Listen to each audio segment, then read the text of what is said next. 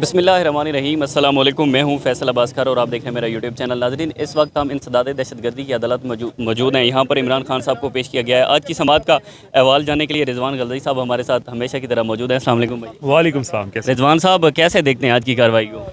आज तो जज साहब ने प्रोसिक्यूटर को ये समझ लें उड़ा दिया।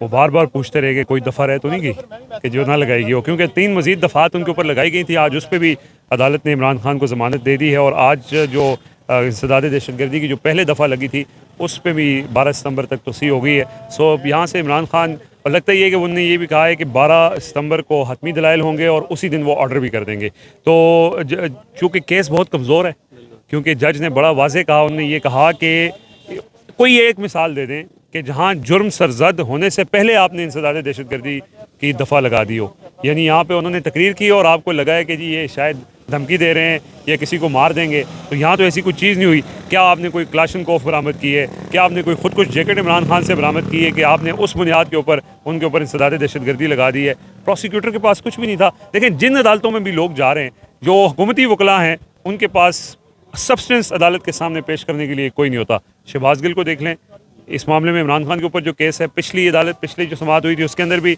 यही कोई पेश चीज़ नहीं कर सके।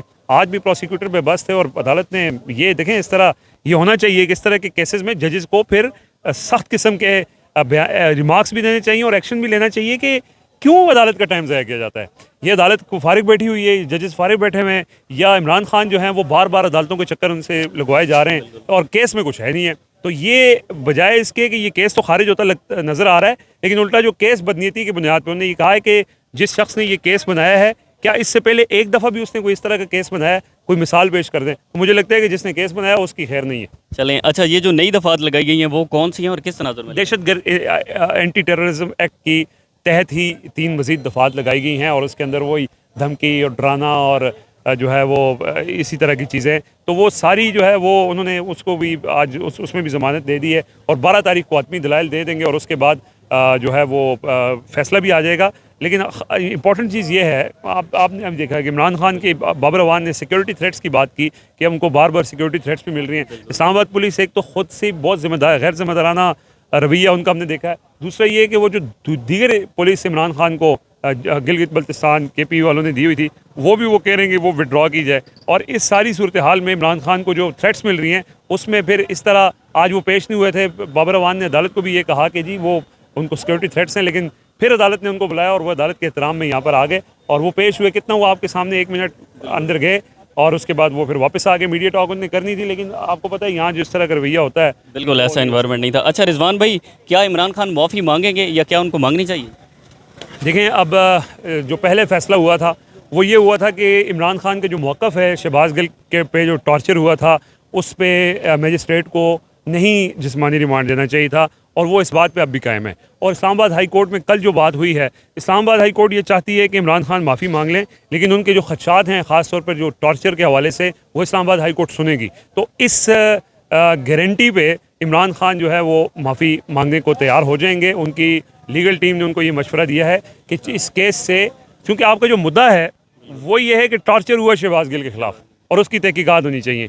उस तहकीकात के लिए अगर इस्लामाबाद हाई कोर्ट तैयार हो जाती है, और वो तैयार है भी, तो इमरान खान को कोई मसला नहीं होगा, वो अदालत के रहमो करम पे ख़ुद को छोड़ के और माफ़ी मांग लेंगे। तो ऐसा इम्कान ये क्या, बल्कि अब तो स्ट्रॉन्ग ये इम्कान हो चुका है कि इमरान खान माफ़ी की तरफ ही जाएंगे, क्योंकि अदालत से उनको ये अश्योरिटी मिल गई है कि शहबाज गिल वाले मामले की तहकीकात होंगी। उनका बेसिक पर्पज़ ये था कि इस मामले में तहकीकात होनी चाहिए कि क्यों ऐसा हुआ है। सो वो जैसा आपने पूछा, उनकी लीगल टीम ने ये मशवरा दिया है कि बेहतर यही है कि अदालत ने आपको 7 दिन का टाइम दिया है, बड़ा रिलीफ दिया है। कभी ऐसा होता नहीं है कि अदालत आपको खुद से कहे कि जी ये जवाब ठीक नहीं है, आप दूसरा ले आओ।